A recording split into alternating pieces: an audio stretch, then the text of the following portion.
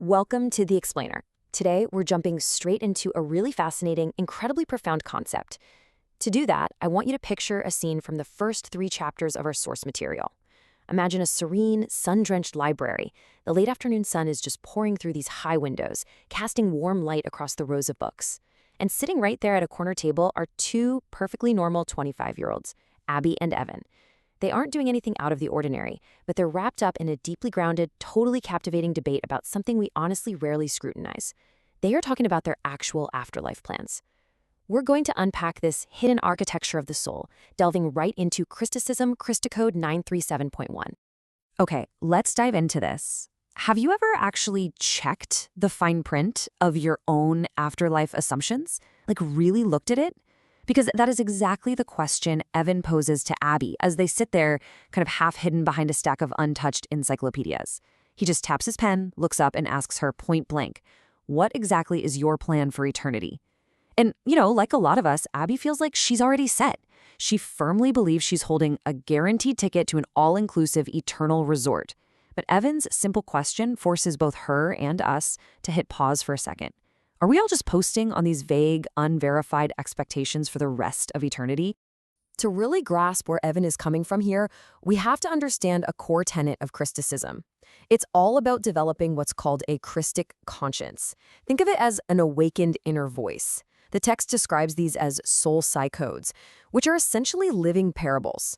They don't read like rigid, boring rules. They're more like these profound universe-level secrets. And the idea is that unlocking these codes actively upgrades your soul health, literally turning you into a mystic warrior, capable of standing against invisible tempters. You aren't just passively waiting around to cross the finish line into the afterlife. You are supposed to be actively shaping your life right now, building your own retreat, and getting ready for a real active assignment once you graduate from this world. So sitting at that library table, we essentially have 2 completely opposing viewpoints. On one hand, you have Abby's incredibly comforting vision. She's what the source material calls an absolver. She's leaning entirely on absolute pardons, fully expecting this ultra-deluxe vacation where her creator simply hands her the keys to a mansion with a pool, feeds her, and removes all temptation forever. But on the flip side, you have Evan with his highly logical inquiry. He's asking, well, do souls actually have meaningful jobs? Are you going to wake up and go to work in the afterlife? It is a stark contrast, right? A paradigm of effortless eternal comfort with zero expectations versus one filled with actual cosmic assignments and ongoing responsibilities. Abby's reaction to Evan's detailed questioning is so relatable, and it perfectly captures her mindset. She just kind of laughs it off and says, "I don't know or care. I'll find out when I get there." And wow, doesn't that represent a massive common worldview? It's this approach where believers expect total, absolute perfection for all of eternity without doing any prep work or even knowing what that eternity entails. For Abby, the lack of detail isn't a red flag at all. Actually, it's a feature. If she doesn't know the specifics, she gets to just imagine the absolute best possible scenario for herself. Now, what's really interesting about this is how Evan logically flips Abby's assumptions completely upside down. See, Abby assumes her all-knowing creator would never give people jobs they aren't qualified to do. So Evan takes that logic and runs with it. He deduces that, well, the souls with the least amount of talent must end up with the most free time.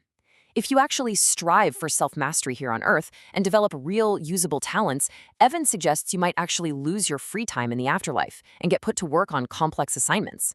Suddenly, pursuing talent on Earth starts looking like a fast track to a seriously busy eternity. You can almost feel the tension in that quiet, sunlit library shift when Evan drops this realization. He looks right across the table at her and says, "The worthless souls get the vacation. The talented souls get put to work." I mean, that is a heavy thought. It completely bulldozes that deeply ingrained idea of heaven being this universal free ride for everybody.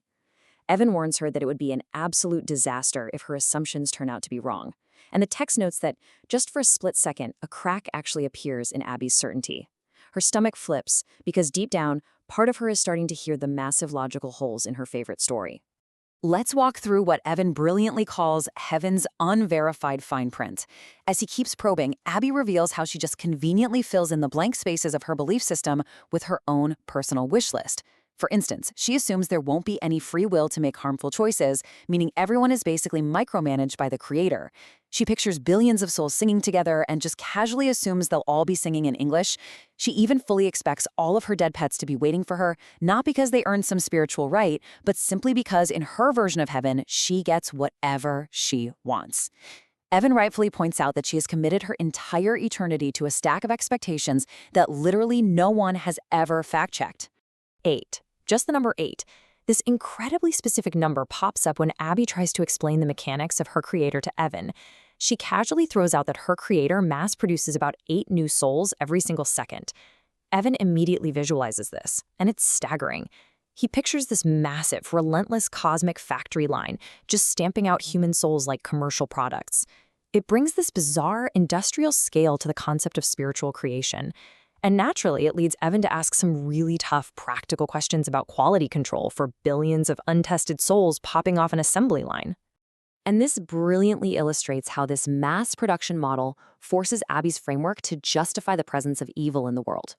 To handle those 8 souls a second, Abby explains that her jealous king didn't just banish the fallen rebel angels. He essentially hired them as quality control agents. In her view, the creator is actively using these tempters to test the mass-produced souls. It is such a fascinating look at how an Absolver rationalizes trauma and opposition. She's literally recasting spiritual enemies as necessary cosmic employees who are just working for the ultimate king to prevent any future competition. Let's move to Chapter 3 and see how this builds, because as the library starts emptying out for the day, Evan aims his logic right at the foundation of Abby's beliefs, her special encrypted book. He lays out this timeline. Okay, 2,000 years ago, the perfect resource is written. Great. But what about 100 years ago, or what about today? Evan asks this amazing question. Why hasn't a savior, who is literally capable of rising from the dead, released a 2nd, 3rd, or 4th edition?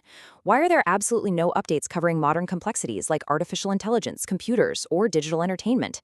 It's incredibly compelling to ask why an all-knowing creator would just suddenly stop communicating. Abby's primary defense mechanism against this line of questioning is what the text beautifully calls the closed book comfort. She relies entirely on that 2,000-year-old text. If she hears an inner voice or a new thought, she immediately ignores it, assuming it's just a tempter. When she bumps into confusing mysteries in the book, she just fills in the blanks with her own imagination.